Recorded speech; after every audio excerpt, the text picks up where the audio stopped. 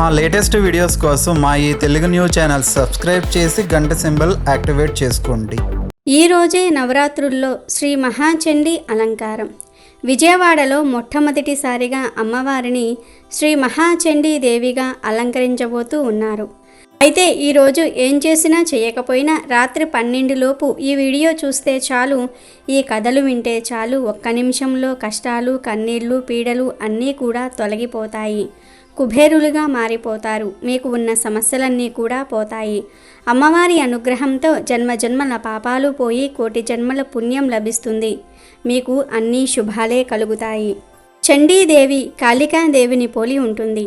ఈమె తరచుగా ఉగ్రరూపంలో దర్శనమిస్తుంది. అప్పుడప్పుడు దయగల రూపంలో దర్శనమిస్తుంది. చండీదేవిని దయగల రూపంలో ఉన్నప్పుడు ఉమాగౌరి, పార్వతి లేదా హేమవతి, శతాక్షి, శాకాంబరీదేవి, అన్నపూర్ణ, జగన్మాత మరియు భవాని అని పిలుస్తూ ఉంటారు.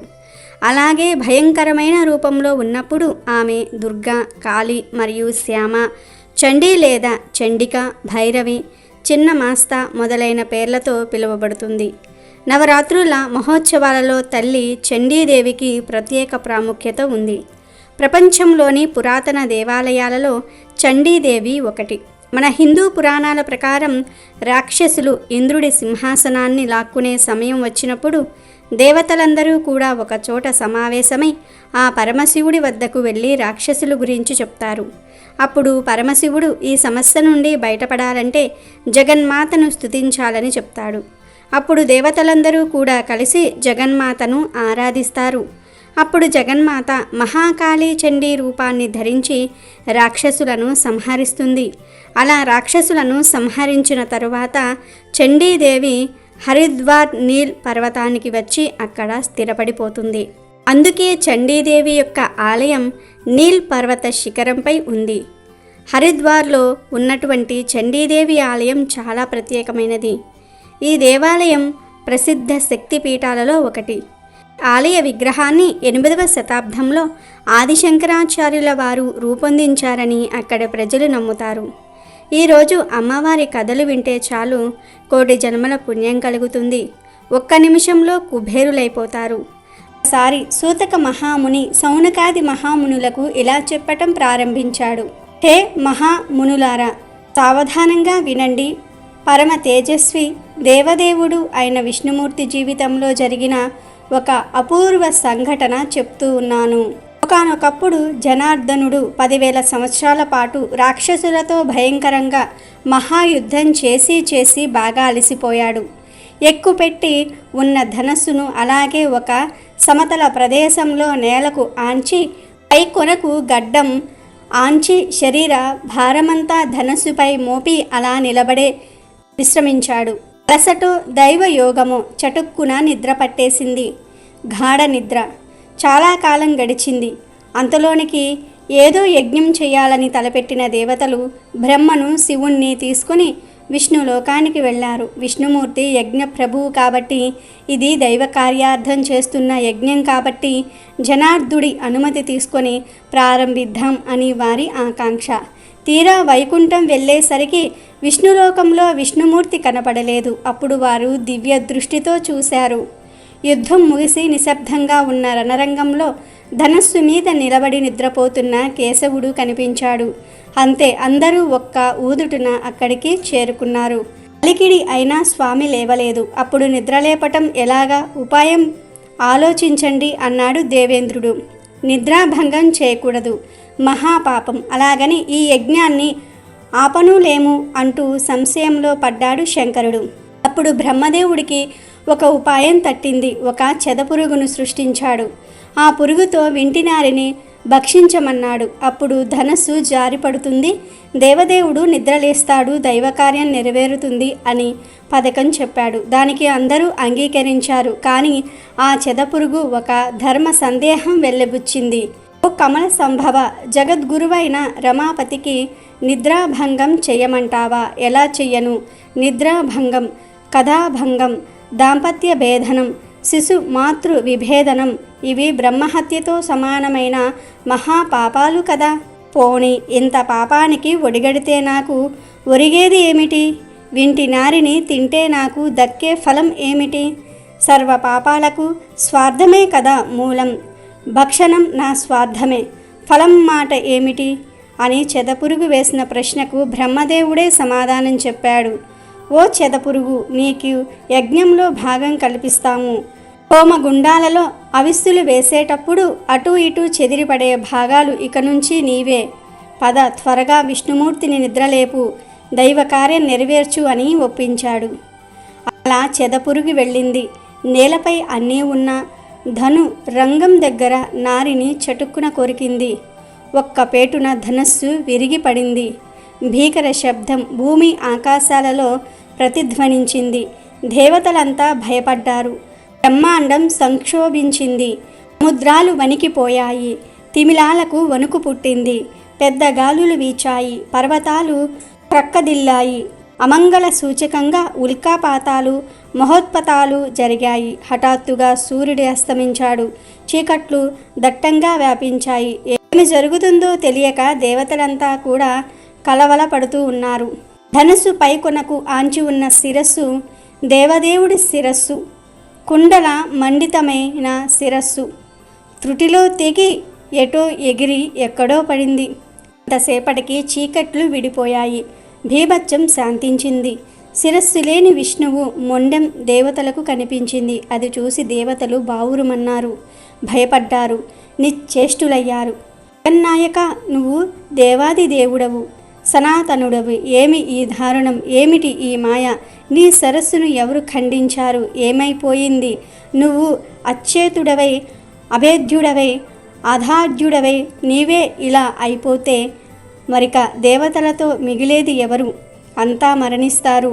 నీ పట్ల మాకు ఉన్న ప్రేమ, గౌరవం, ఆదరం ఏమైపోవాలి? స్వార్థం ఆవరించి నిన్ను పోగొట్టుకున్నాము. ఇప్పుడు ఏడుస్తున్నాము. మేము తలపెట్టిన యజ్ఞానికి ఇది యక్షలో రాక్షసులో కల్పించిన విఘ్నం కానే కాదు.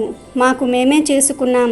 ఎవరిని నిందిస్తాం? అందరం పరాధీనులమై ఏమి చేస్తాం? ఎక్కడికి పోతాం? ఎంత మూఢులం! మాకు ఇక రక్షకుడెవరు అని బ్రహ్మదేవుడు, శివుడు మొదలైన దేవతలంతా బాధపడుతూ ఉన్నారు. దిక్కు తోచక డీలా పడి విలపిస్తూ ఉన్నారు. ఇదంతా చూసిన దేవగురువు దేవతలతో ఇలా అన్నాడు: మహానుభావులారా, ధైర్యం తెచ్చుకోండి. ఎంత దుఃఖించి ఏమి లాభం? రవ్వంతా తేరుకోండి. దేవతలే ఇంత బెబ్బేలు పడిపోతే ఎలాగా? ఉపాయం ఆలోచించండి. బుద్ధికి పదును పెట్టండి.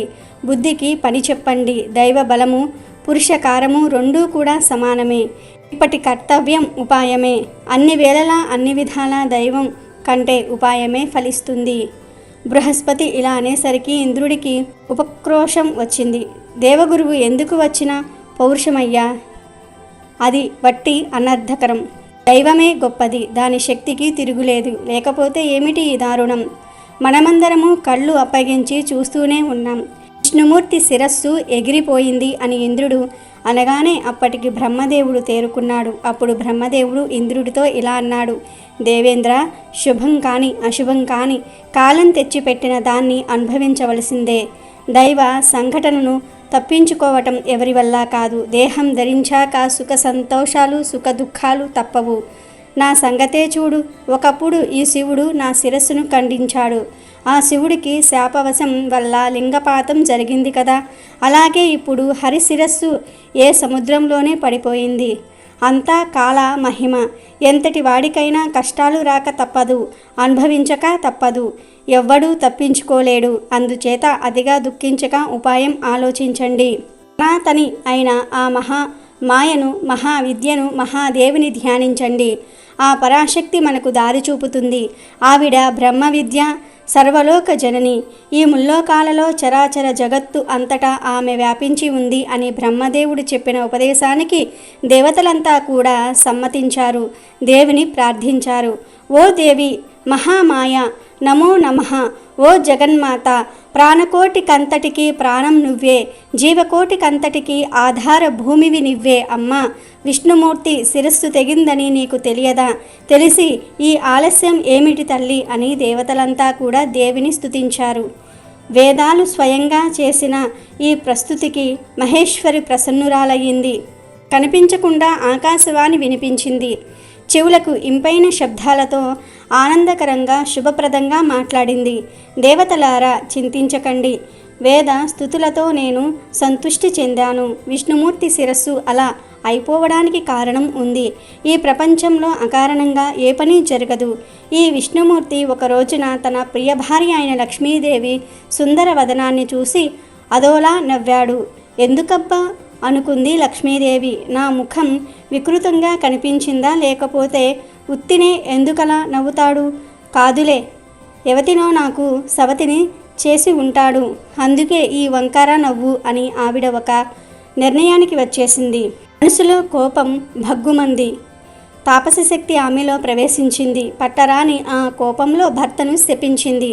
నీ శిరస్సు తెగిపడిపోవుగాక అనేసింది. ఆ క్షణాన కాలయోగం అటువంటిది. ఆ శాపం ఇప్పుడు కార్యరూపం ధరించింది. శిరస్సు వెళ్ళి ఉప్పు సముద్రంలో పడిపోయింది. అయినా పర్వాలేదు, ఇప్పుడే విష్ణువును బ్రతికిస్తాను. దేవతలారా, మీరు తలపెట్టిన మహాకార్యం నెరవేరుతుంది, సందేహం లేదు. ఈ సంఘటనకు మరొక చిన్న కారణం కూడా ఉంది, అది కూడా చెప్తాను వినండి. ఒకప్పుడు హయగ్రీవుడనే రాక్షస మహావీరుడు సరస్వతీ నదీ తీరంలో పరమదారుణంగా తపస్సు చేశాడు. ఏ రూపాన్ని ధ్యానించాడో అదే రూపంలో సింహ వాహనంపై కనిపించాను. వరం కోరుకోమన్నాను. నా రూపాన్ని చూసి అతడి కన్నులు ప్రేమతో విప్పారాయి. నమస్కరించి ప్రదక్షిణం చేశాడు. ఆనంద బాష్పాలతో అద్భుతంగా స్తుతించాడు. అతను ఇలా వరం కోరుకున్నాడు. మాతా, నాకు మరణం లేకుండా వరం ప్రసాదించు. నేను యోగిగా సురాసురులకు అజేయుడిగా అమరుడుగా ఉండిపోవాలి, అనుగ్రహించు అని అన్నాడు. దానికి నేను, హయగ్రీవా, ఇది అసంభవం. పుట్టినవాడు గిట్టక తప్పదు, గిట్టినవాడు తిరిగి పుట్టక తప్పదు. ఇది లోకంలో స్థిరపడిన మర్యాద. దీనికి భిన్నంగా నువ్వు అమరుడవు ఎలా అవుతావు? కుదరదు. కాబట్టి రాక్షసోత్తమ, మరణం తప్పదు అనే మాటను నిశ్చయంగా మనసులో పెట్టుకుని బాగా ఆలోచించి నీ ఇష్టం, ఏ వరమైనా సరే కోరుకో అని చెప్పాను. సరే అయితే, జగదాంబిక, గుర్రం తల కలిగిన చేతిలో తప్ప మరిక ఎవ్వరి చేతిలోనూ నాకు మృత్యువు ఉండకూడదు. ఈ వరం ప్రసాదించు అన్నాడు రాక్షస మహావీర. తదాస్తు అని నేను వరం ఇచ్చాను. ఇక ఇంటికి వెళ్ళు, సుఖంగా రాజ్యం పరిపాలించుకో. హయగ్రీవుడి చేతిలో తప్ప మరిక ఎవ్వరి చేతిలోనూ నీకు చావులేదు అని చెప్పి పంపించాను.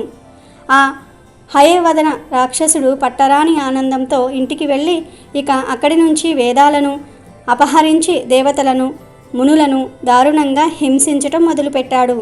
ఆ దుష్టుణ్ణి సంహరించగలవాడు ఈ భువనత్రయంలో లేడు. అందుచేత ఓ దేవతలారా, ఒక అద్భుతమైన గుర్రపు తలను తీసుకురండి. దాన్ని విష్ణుమూర్తి మొండానికి దేవశిల్పి నేరుగా అతికిస్తాడు. అప్పుడు ఈ హయగ్రీవ భగవంతుడు ఆ రాక్షసుని సంహరిస్తాడు. ఇది దైవకార్యం. శరీరవాణిగా జగన్మాత చేసిన ఈ ఉపదేశాన్ని దేవతలంతా కూడా విన్నారు, తేరుకున్నారు. దేవశిల్పిని వేడుకున్నారు. అతడు దగ్గరలో ఉన్న గుర్రపు తలను వెంటనే ఖడ్గంతో ఖండించాడు.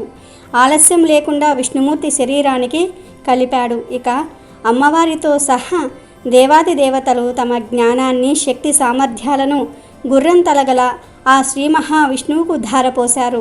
అమ్మవారి అనుగ్రహం వల్లనే హయగ్రీవ అవతారం వచ్చింది. పూర్వం ఋతవాక్ అనే ఒక మహర్షి ఉండేవాడు. అతనికి ధర్మపత్ని వల్ల ఒక కుమారుడు జన్మించాడు. రేవతి నక్షత్ర గండాంతకాలంలో జన్మించడం వల్ల కొడుకు పుట్టినప్పటి నుంచి వారు వ్యాధి పీడితులయ్యారు. పుత్రుడి వల్ల వంశం, కుభార్య వల్ల జీవితం, కుభోజనం వల్ల దివసం, మిత్రుడి వల్ల సుఖం నశిస్తాయని అన్నారు పెద్దలు. వారు పుత్రుని గురించి ఇలా దుఃఖిస్తున్న సమయంలో అక్కడికి గర్క మహర్షి వచ్చారు. అప్పుడు ఋతవాక్కు గర్క మహర్షిని ఆహ్వానించి, ఈ కుపుత్రుడు మాకు ఎలా జన్మించాడు, శాంతి ఏమిటి అని అడిగాడు. దానికి గరుకుడు ఇలా అన్నాడు, రేవతి నక్షత్ర గండాంత కాలంలో జన్మించటం వల్ల నీ పుత్రుడు దుశ్శీలుడు అయ్యాడు. అదే మీ ఆది వ్యాధులకు కారణం. ఈ దుఃఖం పోవాలి అంటే దుర్గాదేవిని ఆరాధించాలి అని చెప్పి సెలవు తీసుకున్నాడు. తర్వాత ఋతువాక్కు మహర్షి చెప్పినట్టే దుర్గను ఉపాసించాడు. దానివల్ల కుపుత్రుడు సుపుత్రుడుగా మారి అందరి ప్రశంసలు అందుకున్నాడు. తన పుత్రుణ్ణి కుపుత్రుడిగా మార్చిన రేవతి నక్షత్రం మీద కోపంతో నెలకు రాలిపోమని ఋతువాక్కు శపించాడు. వెంటనే రేవతి నక్షత్రం కుముదాద్రి మీద పడింది. అప్పట్నుంచి ఆ పర్వతం రేవధాత్రి అయ్యింది. ఆ నక్షత్ర తేజస్సు నుంచి ఒక కన్యక ఆవిర్భవించింది. దీనిని ప్రముచుడు అనే ఒక మహర్షి చూసి ఆ కన్యకకి రేవతి అని నామకరణం చేసి పెంచుకున్నాడు. ఆమెకు యుక్త వయసు వచ్చిన తర్వాత వరాన్వేషణ ప్రారంభించాడు. అగ్నిదేవుణ్ణి స్తుతించాడు. అప్పుడు అగ్నిదేవుడు ప్రచుడితో, నాయన దుర్గముడనే రాజు మీ అమ్మాయికి తగిన వరుడు అని చెప్తాడు. దేవ వశాత్తు అదే సమయానికి దుర్గముడు వేట కోసం అడవికి వచ్చి ఆశ్రమానికి వచ్చాడు. రాజ లక్షణాలతో వినయ విధేయతలతో విరజిల్లుతున్న దుర్గముణ్ణి చూసి ఆప్యాయంగా ఆహ్వానించి కుశల ప్రశ్నలు వేస్తూ, నీ భార్య క్షేమం గురించి అడుగను, ఎందుకంటే ఆ అమ్మాయి ఇక్కడే ఉంది గనుక అని అన్నాడు ప్రముచుడు.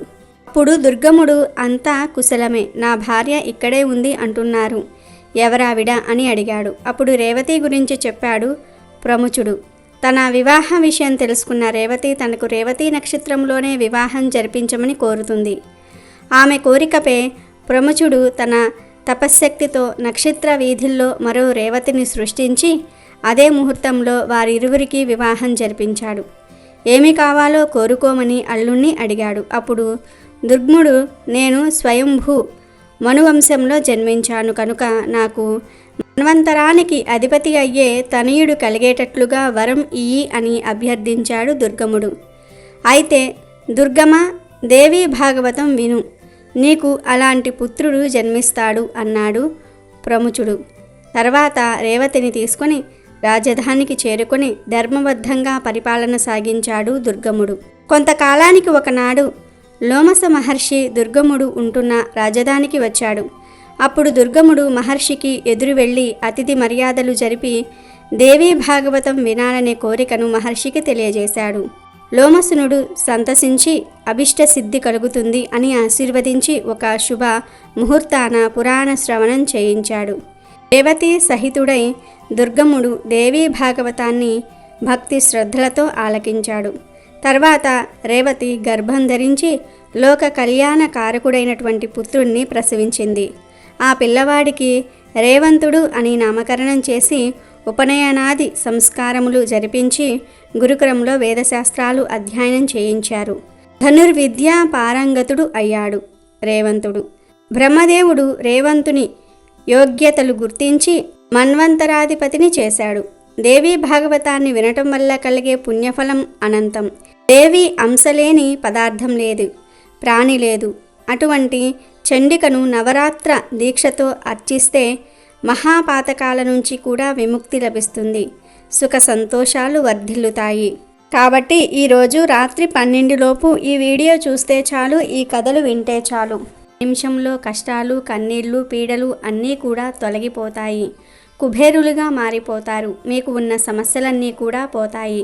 అమ్మవారి అనుగ్రహంతో జన్మజన్మల పాపాలు పోయి కోటి జన్మల పుణ్యం లభిస్తుంది. మీకు అన్ని శుభాలే కలుగుతాయి.